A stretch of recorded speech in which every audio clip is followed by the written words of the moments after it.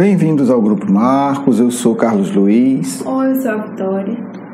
Hoje nós vamos para o nosso quarto encontro, pedindo desculpas pela essa breve interrupção que nós tivemos, contra a nossa vontade, mas enfim, são os imprevistos que a gente tem que aprender a evitar, Acho que agora a gente aprendeu um pouco mais e espero que não tenha mais nem esses pequenos intervalos.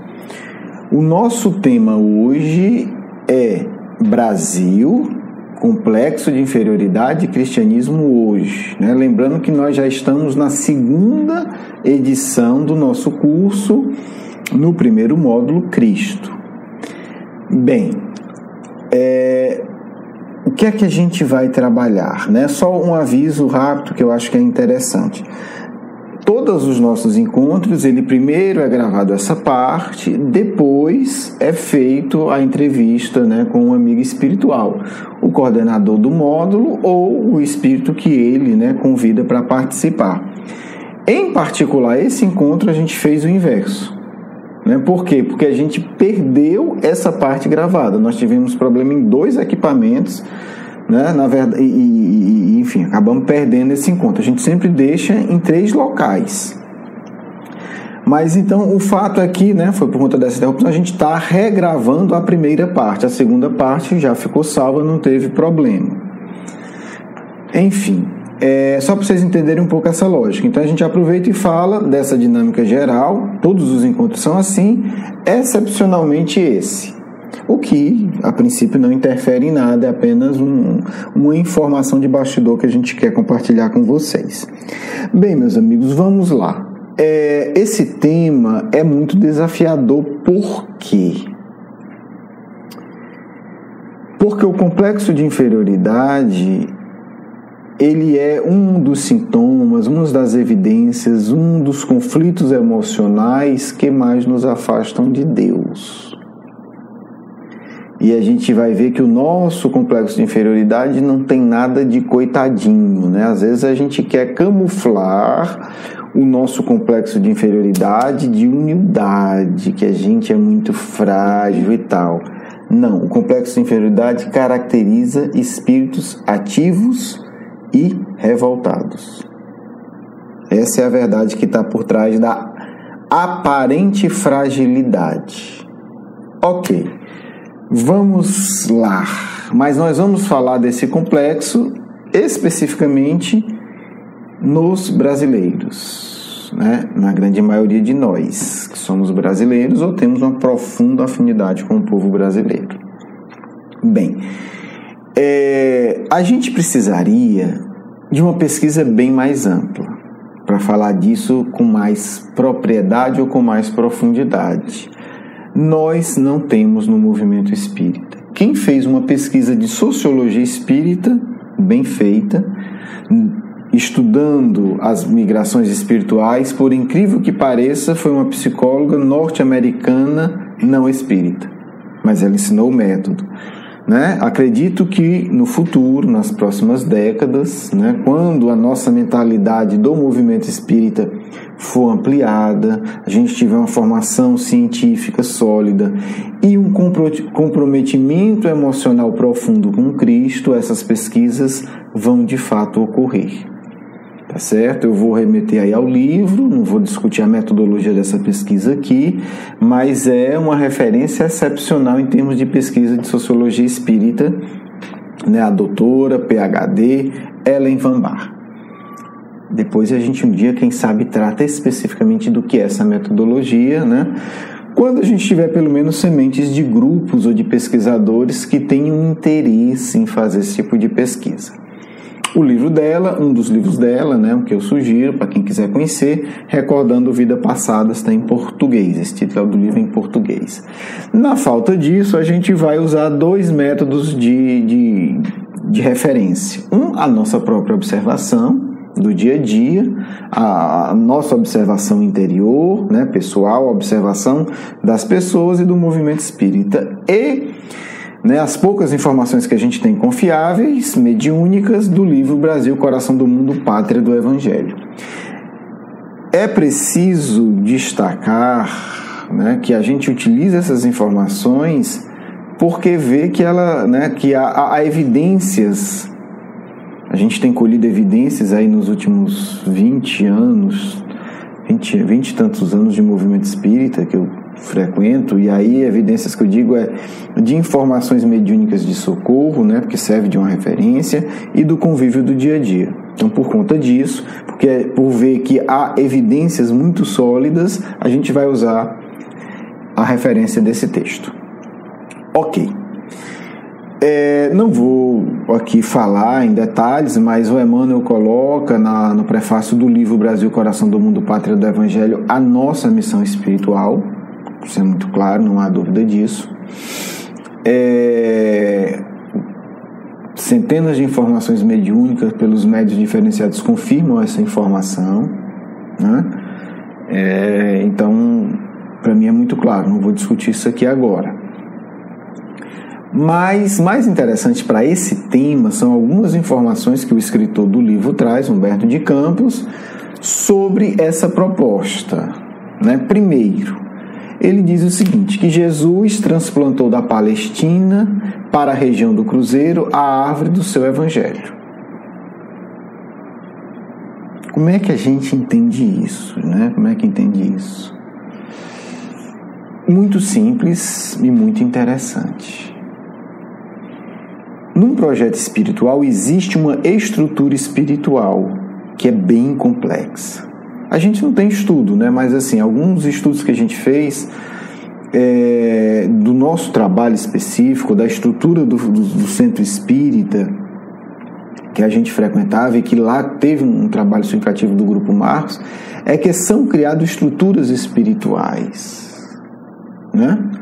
Em qualquer local que a gente vai desenvolver um trabalho consistente, existem a criação de estruturas espirituais, que significa o quê?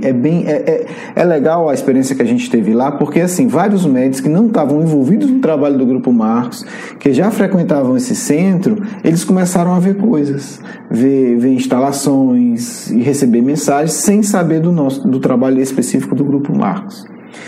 O que é isso, gente? Eu vou falar aqui bem simples porque daria um estudo interessante, né? Estruturas espirituais específicas. Isso envolve construção de prédios, de salas, de instalações. Isso envolve a implantação de salas com equipamentos de informática, de operação, de registros espirituais. Isso envolve a implantação de um campo magnético específico e isso envolve uma movimentação de equipe de centenas de pessoas. Então, assim, é um conjunto, tá certo? Não é só a vibração, não é só o equipamento, não é só a construção espiritual, não é só a mobilização de espíritos. É toda uma construção. Isso eu estou falando de um trabalho específico. Ok. Imagina a estrutura espiritual que o Cristo implantou na região da Palestina desde o início da formação do povo judeu até a vinda dele. Nós estamos falando de algo gigantesco. Algo gigantesco, que não dá para a gente ter noção clara da proporção de que trabalho é esse. Né? Se por um trabalho pequeno em relação a esse, a gente, né, vê que são, né, assim, o transporte de transatlântico são edifícios de imensos, você imagina o trabalho do Cristo. Quando o Humberto de Campos diz Jesus transplantou da Palestina para a região árvore do Evangelho, ele está falando de toda essa estrutura de trabalho. Sabe-se Deus o que é isso. A gente tem uma pequena noção de um trabalho muito pequeno em relação dele, na verdade um grão de areia em relação ao trabalho dele, mas a gente sabe que existem estruturas imensas, né? Para que a gente entenda isso, né? Então, assim, é uma migração não só de espíritos, não só de tecnologia, não só de vibração, não só energética, é uma migração de tudo isso e muito mais. Então não é um processozinho simples. Então é isso que Humberto de Campos está dizendo, né? É uma migração intensa, complexa, de milhares de espíritos e de centenas e centenas de setores, setor de comunicação, setor mediúnico, setor de atender enfermo com determinado tipo de doença, assim, na minha linguagem, né, que na nossa linguagem. Imagina a transferência de milhares de hospitais, de milhares de universidades, de milhares de centros de pesquisa, enfim, né, de milhares de setores administrativos. Quando Humberto de Campos está falando da árvore do Evangelho, está falando disso. Por que árvore? Tem lá na Migração Espiritual, né? Quem quiser vai lá na aula ver o símbolo da árvore, mas assim, só resgatando um pouco disso. Por que árvore? Porque é algo muito diversificado, muito complexo, mas integrado. Você imagina a diferença de uma raiz para uma folha. Parece que não tem nada a ver. Você bota uma raiz e uma folha em cima da mesa, você vai ver, não, isso aqui não tem nada a ver com nada. Você imagina a casca de um tronco e uma flor. Não tem nada. A árvore dá flor, viu, gente? A árvore da flor não é só aquela florzinha, não. A árvore são, elas, né, antes do fruto vem a flor. Então, imagina a flor de uma mangueira e o tronco de uma mangueira. Aparentemente não tem nada a ver. Um troncozão grande, grosso, pesado e aquela florzinha delicada. Mas tá tudo ligado, tudo tem um objetivo. Então, daí árvore. Então, tudo isso está integrado com um objetivo: espiritualização. Ok, né? Então, assim, entendido a base, houve essa transferência. Ok. Houve transferência de espírito. Se a gente quer entender o povo brasileiro bem, a gente tem que começar a nos ver como os novos israelitas. Não estou falando do povo atual, estou falando do povo que se preparou para receber Jesus. Eu estou falando dos israelenses antes de Jesus. E eles sofreram muito. Muito. Que o povo judeu sofreu é um capítulo muito específico que a gente vai estudar na Migração Espiritual. Porque eles estavam sendo preparados para receber o Cristo. E uma parte não aceitou e uma parte aceitou. Ok, isso tudo é para a gente chegar no complexo de inferioridade. Entendido isso, tomado essas providências, Jesus elege um espírito ligado à história do povo judeu, o Ismael, né, que muito em breve, assim, no ano de 2018, a gente pretende estudar um pouco a história dele, pelo menos um pouco, é o nosso guia espiritual. É legal que a gente conheça a história dele. Né? É um guia espiritual que eventualmente se comunicava com Bezerra de Menezes, quando Bezerra de Menezes estava encarnado. Né? Então ele acompanha, né, todo o processo. Na verdade, ele, né, acompanhou. Provavelmente ele que escolheu, ele que indicou o Bezerra de Menezes para a missão do Bezerra de Menezes no Brasil. O livro coloca que sim. Ok, vamos lá. Então, no período da nossa formação, Ismael começa a ver que a coisa já começa a desandar. E ele começa a ficar muito angustiado com a escravidão. A proposta não era essa. A proposta do Cristo era que a gente tivesse aqui algo muito mais comum, uma parceria, né, com os espíritos reencarnados na África, do que a escravidão como teve. Talvez você diga, isso é muito ingênuo. Não, porque assim, nos Estados Unidos houve escravidão, mas depois de um tempo o escravo era libertado. O escravo podia ser libertado, o escravo podia, depois que acabasse o período, em alguns casos, ter sua pequena propriedade. Então, nós não estamos falando de um absurdo histórico. Teria sido possível, né, se os colonizadores quisessem, ter algo menos agressivo. O negro poderia ter vindo numa espécie de parceria, ou trabalhava um tempo e depois teria sua terra, enfim, teria outros modelos, gente. Não é fatal que teve que ser assim. Mas há o livre-arbítrio. Era uma das possibilidades e foi optado por a possibilidade mais cruel. mais cruel. Ok. Ismael, em desespero, um desespero no sentido de uma dor profunda, ele faz uma prece ao Cristo. Tá aí no texto direitinho, eu vou sintetizar, né? Diante de tudo isso, né, ele começa a ver, não era isso que eu queria, né? A ideia não era tanta crueldade. Obviamente, crueldade ele sabia que ia ter, porque nós somos espíritos inferiores, mas não dá de tanta, né? Há limites. Que mesmo sendo inferior, a gente pode pôr a nossa crueldade. Ante essa dor de Ismael, Jesus responde. Eu vou resumir, tá, o texto completo. Brasil, coração do mundo, pátria do Evangelho.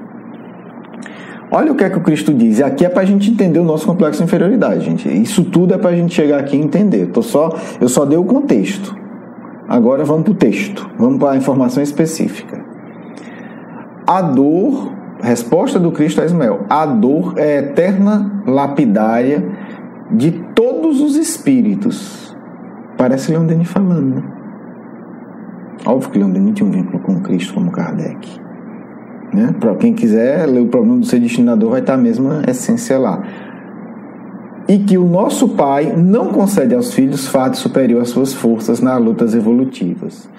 Ismael está com muita dor, vendo o sofrimento. Jesus está dizendo que, olha, primeiro, Ismael, vamos lembrar, sem dor, espírito atrasado não vai para lugar nenhum. É mais ou menos assim, né? Obviamente, essas palavras não são a do Cristo, né? É como Humberto de Campos traduziu para o português as palavras do Cristo.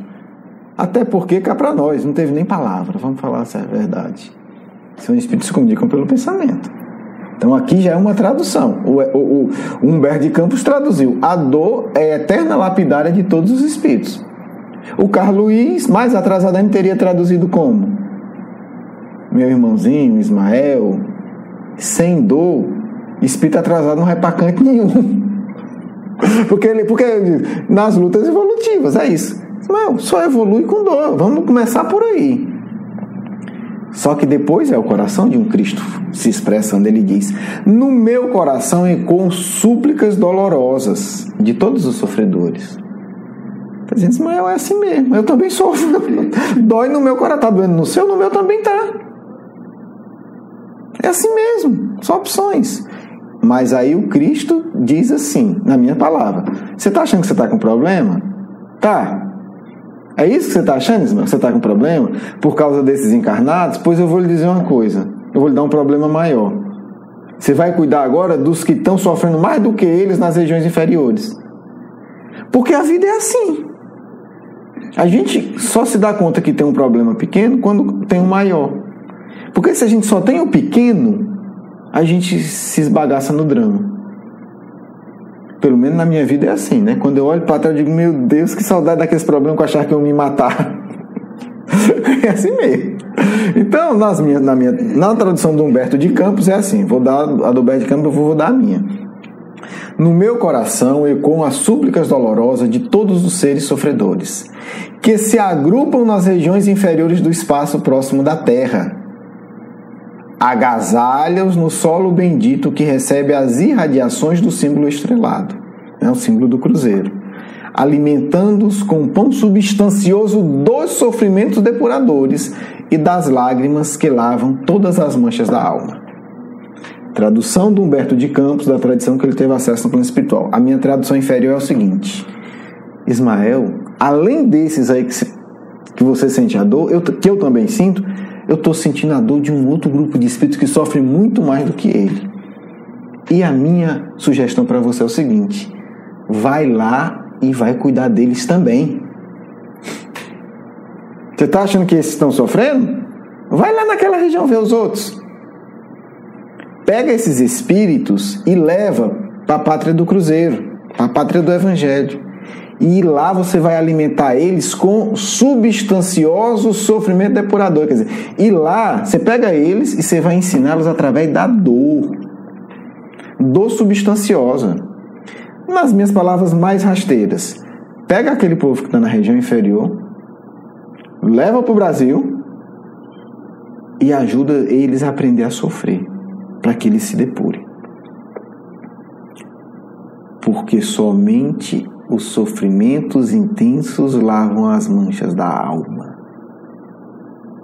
Ismael, eles estão sofrendo, esses que você está me falando, mas aqueles estão sofrendo mais. Cuida deles, encarna e dá sofrimento para eles se depurarem. Resumo da reunião. Resultado? Aí eu não sei, né? Se fosse eu digo, meu Deus, por que é que eu fui pedir ajuda? Eu tava aqui com esse povo. Lá vai eu atrás de mais problema. Mas obviamente Ismael não pensa assim, senão não seria Ismael, seria Carlos Luiz, né? Vamos lá. Resultado. Aí o Ismael vai para uma região que está quem? Só a nata dos últimos 2000 anos de besteira feita no planeta. Só a nata. Quem é que está lá? Nós, né, gente? Gente das cruzadas, senhor feudal que usou e abusou do poder da maldade, que abusava das camponesas porque ninguém podia reclamar, que abusava do pai de família, obrigando ele a trabalhar feito escravo, que usava sexualmente as filhas dele, a mulher, que batia, que matava, que brincava de caçar gente. Dos que foram matar em nome de Jesus nas cruzadas, os padres cínicos e falsos, os inquisidores que queimavam para salvar a alma das pessoas. Enfim, como é que eles são definidos? Espíritos rebeldes e revoltados, perdidos nos caminhos cheios da treva de suas consciências poluídas. Não deve ter olhado, deve ter olhado pra gente, de que agora como se ou vai ou racha, porque com esse povo aí ou eu ajeito tudo, ou a gente vai construir um país terrorista. Vamos lá. Resultado: Ismael vai lá e diz o quê? Né? O que é que o Ismael diz? Jesus me mandou aqui. O coração divino do Cristo está comovido com a desgraça de vocês. E vocês vão ter a chance de nascer na pátria do Evangelho para, através de intensos sofrimentos depuradores, né? O Humberto Campos aqui coloca sofrimentos aspérrimos da dor que depura e santifica. Vocês vão sair desse padrão de vocês. O convite que nós recebemos é esse. Não foi outro, eu garanto. Garanto até porque eu lembro de algumas passagens espirituais minhas. É isso, gente, não tem mentira, não tem conversa fiada, é isso. Esse é o molde de espíritos que nós somos, nós brasileiros. Quem quiser se iludir, boa sorte, mas aqui está claro. E outras comunicações, e reuniões mediúnicas, e lembranças mediúnicas, e lembranças de regressão. É isso. Não tenho que botar nem pôr, está perfeito. É justamente isso daqui. Né? E ele diz: nas estradas escuras e tristes da angústia espiritual, via-se então imensa falange, imensas, ansiosas e extasiadas, avançavam com fervorosa coragem para aquela luz que era Ismael, que vinha convidá-los. É uma cena impactante de memória espiritual, gente. Você vê um vale terrível, você vê um clarão divino e escutar no seu coração esse convite. Porque quem está ali, a memória já não tem referência de tempo, parece o inferno eterno. Essa é a sensação. Porque mistura o vício sexual com a dor do suicídio, com a loucura, com o mau cheiro, com lapsos de consciência onde você olha para o corpo e vê aquela degradação total e você não sabe qual é o pior estado. Se é melhor ficar doido, se é melhor ficar leproso, se é melhor sentir a angústia de um vício que você não satisfaz, e tudo isso no meio de uma podridão e de uma escuridão terrível de um filme que o filme de terror não chega nem perto. Então, há uma luz divina que acende ali e diz, olha, vocês estão tendo uma chance por ordem do coração do Cristo. Assim, do ponto de vista espiritual, veio o povo brasileiro. Nós, não estou falando dos japoneses, estou falando da nossa realidade. Essa é a seleção espiritual que o Cristo quis, porque só um coração divino sabe, né? Porque a gente faz, o nosso plano encarnado é diferente. Eu quero montar aqui a melhor empresa, contrata uma seleção rigorosa.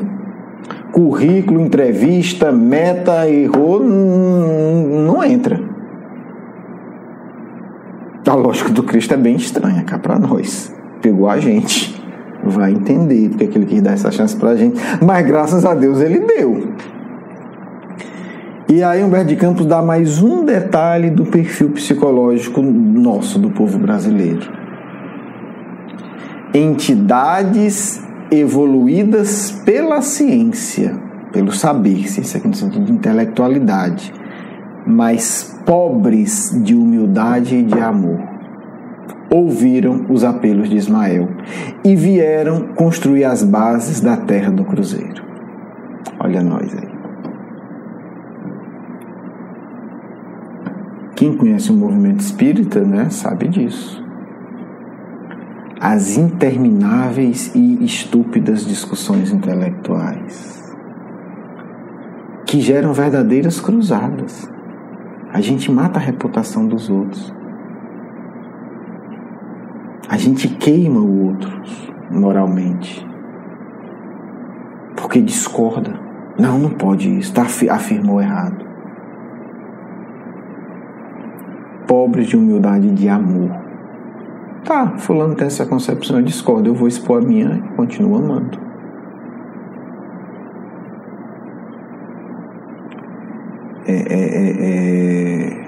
E aí o que acontece, né?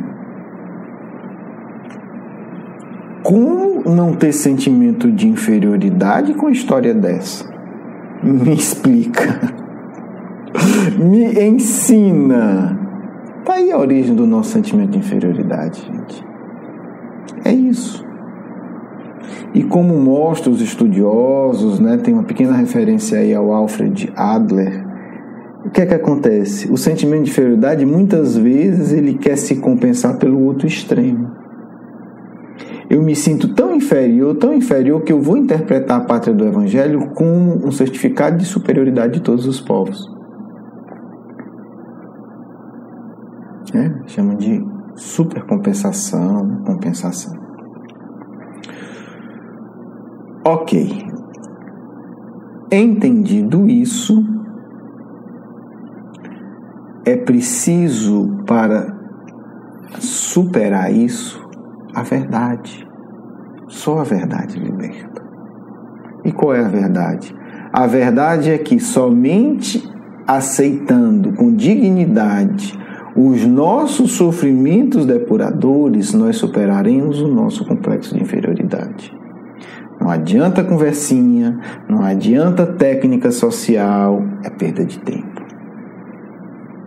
É perda de tempo.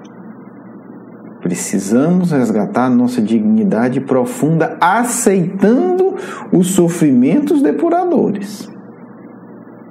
Aceitando que a nossa missão tem como pré-requisito lágrimas amargas em nome de um ideal superior. Porque lágrimas amargas em nome da maldade a gente já teve muito e já criou muito nos outros. Então tem que ser lágrimas em nome de um ideal superior, para que elas limpem as manchas da nossa alma. Bem, gente, isso vai interferir em algo central e eu vou ser muito sucinto porque é um assunto que exigiria muita coisa. Mas vamos lembrar que nós estamos falando do talvez principal tema bíblico. E aí tem a ver com a gente, já que nós estamos como candidato de novos israelitas no Brasil. Qual é o erro, o pecado original de Adão? A gente já sabe, não vou entrar aqui na besteira que é sexo, não sei o que, está superado, né? Se você ainda não superou, estudar um pouquinho ajuda. Não tem nada a ver com isso. Isso é invenção nossa, dos padres da Idade Média. Não tem nada a ver com Jesus, tem nada a ver com o povo judeu, etc. Porque o fruto da árvore, nós comemos o fruto da árvore do bem e do mal, para quê? Qual é o argumento? Nós seremos iguais a Deus. Esse é a tentação que nós caímos. Nós quisemos negar nossa filiação a Deus e buscamos nos igualar a Deus. Quando Adão e Eva, simbolicamente como o fruto da árvore, que dizem que é maçã, que é mentira, maçã cor nenhuma, né? Tinha nem maçã, mas enfim, quando eles comem esse fruto simbólico, é o que? É o desejo de ser igual a Deus. Esse é o argumento da serpente. Deus não quer que você faça isso porque você vai ser igual a Ele. Então a gente cede o impulso de querer se igualar a Deus. Esse como diz aqui o Humberto de Campos, a revolta e a desobediência. Por que eu vou obedecer você? Você é igual a mim? Não é assim que a gente fala? Quando a gente está brigando com alguém que tem a mesma função na empresa, não, você tem a mesma função que eu, não tenho que lhe obedecer, não. É isso. É isso. Né? A gente quer se colocar como igual. Quando a gente se coloca como igual, a gente não obedece. Não vou obedecer, não. Você não é superior. Né? Você é meu irmão, você não é meu pai, então eu vou lhe obedecer. Esse é o argumento que a gente usa. Então a revolta é isso, é querer se colocar igual a Deus. E isso estraçalha tudo. Estraçalha tudo. Dá tudo errado daí para frente. Então, o que é que a gente precisa para superar o nosso complexo de inferioridade? Reconhecer a superioridade de Deus. Porque o complexo de inferioridade é assim, eu sou igual a Deus. Como eu vejo que eu não sou, eu me sinto inferior. Porque o meu desejo é ser igual. Então eu me sinto inferior. Se eu sou capaz de aceitar Deus, Pai e Criador, superior a mim, eu me submeto com docilidade a Deus. E aí eu não preciso mais competir. Eu aceito. Eu me integro. Eu faço parte da criação divina, sem a loucura de querer ser Deus. Então é importante que a gente entenda que é preciso resgatar, no final das contas, a nossa filiação a Deus, a nossa posição de filhos de Deus. Como é que a gente sai do lamaçal da revolta e da loucura? Aceitar ser filho de Deus significa aceitar as lições da vida que Deus nos envia.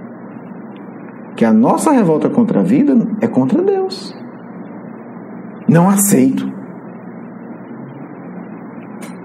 Então você vai continuar se sentindo inferior. Quando a gente vê as nossas provações, a vida se manifestando, e a gente for capaz de se perguntar, como ensina toda a sabedoria do povo judeu, o que é que Deus quer me ensinar com isso? Essa é a questão. Em vez de brigar e de se revoltar, não aceito, a pergunta sábia para quem quer sair da lama da revolta e da loucura é: o que é que meu pai quer me ensinar com isso? Aí a gente sai. A gente aprende a aceitar. A gente passa pelo processo amargo e doloroso de purificação. E aí sim, a gente cumpre a nossa tarefa. A gente se vincula a Deus de forma profunda e ao Cristo. Enquanto a gente diz, eu não aceito a vida, eu não aceito isso, continuamos o mesmo cruzado, o mesmo inquisidor, o mesmo estuprador, o mesmo caluniador de sempre. Quando a gente se pergunta que lição Deus quer me dar com isso, o que é que o meu Pai amado quer me ensinar, eu começo a me filiar a Deus. Um grande abraço, um grande beijo no coração. Espero que essas reflexões tenham contribuído para nós caminharmos para Deus de verdade. Vamos à nossa segunda parte.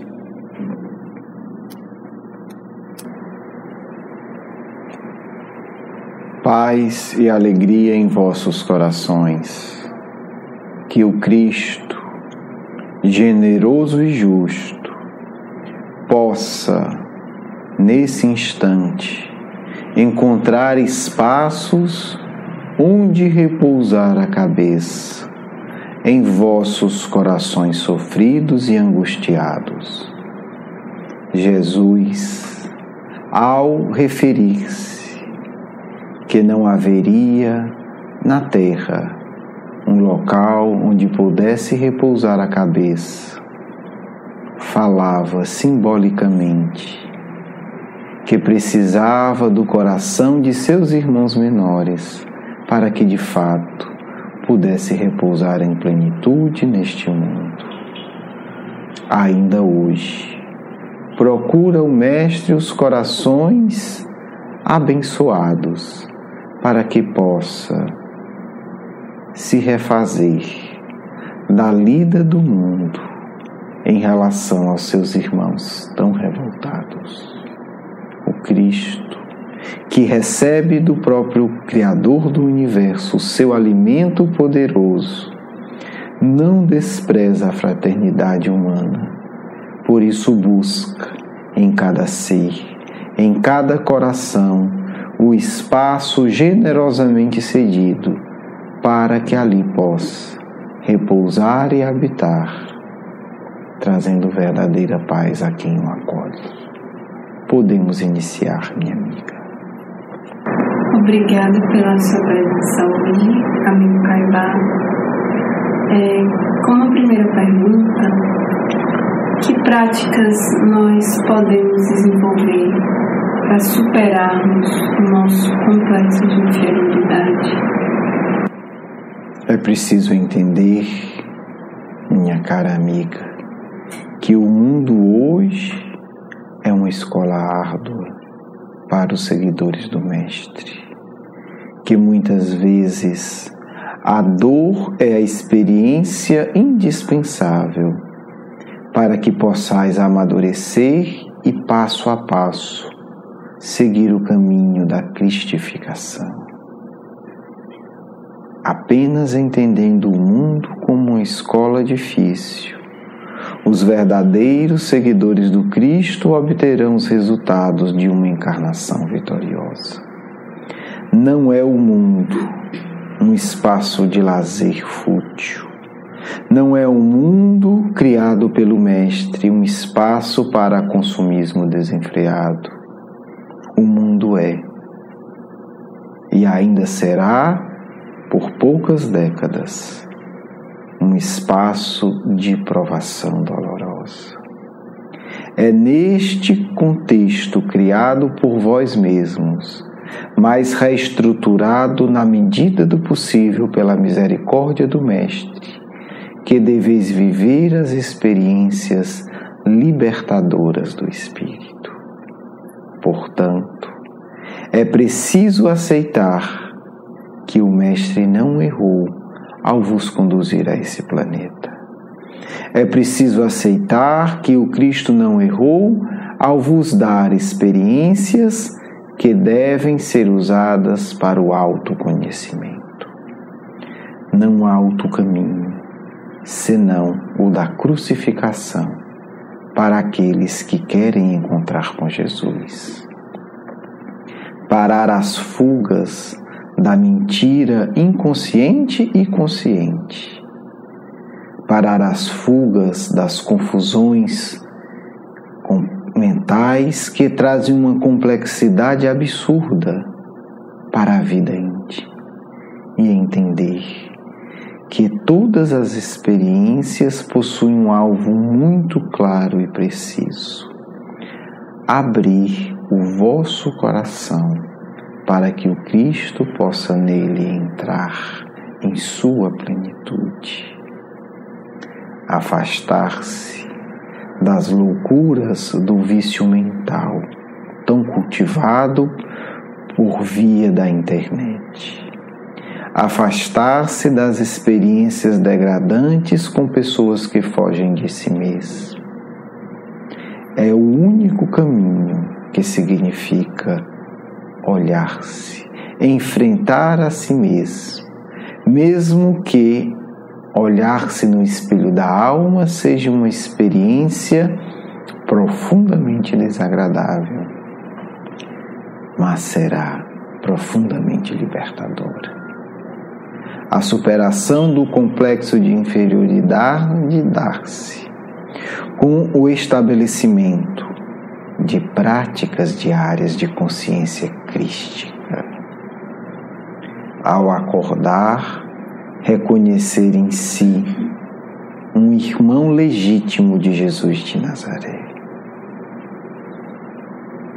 Ao agir, reconhecer em si a referência familiar do Cristo e não de um pai ou mãe biológico. O que o meu irmão mais velho gostaria que eu estivesse fazendo nesse instante? Como ele gostaria que eu agisse? O que o deixaria feliz? Que tipo de atitude ele aprovaria? Se queres uma aprovação, buscai-a aprovação do coração do Mestre. Se queres ser exaltado, busca a exaltação daquele que soube servir a todos. Se queres ser aplaudido, buscai o aplauso da consciência que serve, dada pelo próprio Criador do Universo. O complexo de inferioridade se esvairá com a prática diária de reconhecer-se irmão de Jesus, companheiro de construção de um mundo melhor, a quem ele acolhe e orienta sempre. A dificuldade de grande maioria dos encarnados se dá que não se busca a aprovação do Cristo, que diariamente se busca a aprovação do mundo e se busca, ironicamente, o apoio do Mestre para se obter a aprovação do mundo. É uma situação sui generis, que observamos de muitos espíritas em buscar apoio do Cristo e de mentores espirituais, para que eles possam ser aprovados por aqueles mesmos espíritos que assassinaram Jesus. É como se Pedro pedisse ajuda do Cristo para agradar César. É como se Madalena pedisse o amparo do lúcido Rabi para vencer no mundo da promiscuidade. Meus filhos, o caminho do Cristo é o caminho da verdadeira ascensão espiritual, da verdadeira renúncia de si mesmo. E apenas alcançarei a superação de vossos complexos psíquicos, quando com honestidade espiritual disserdes a esse irmão: meu irmãozinho, eu quero servir junto com você, e em seu nome me ampare. Quero agradecer o seu carinho, a sua atenção, e para conhecer mais do nosso curso Educação Espírita, um convite à juventude, do nosso programa Nova Geração e os nossos livros, por favor, visite o nosso blog grupomarcos.com.br. Você é muito bem-vindo. Um grande abraço.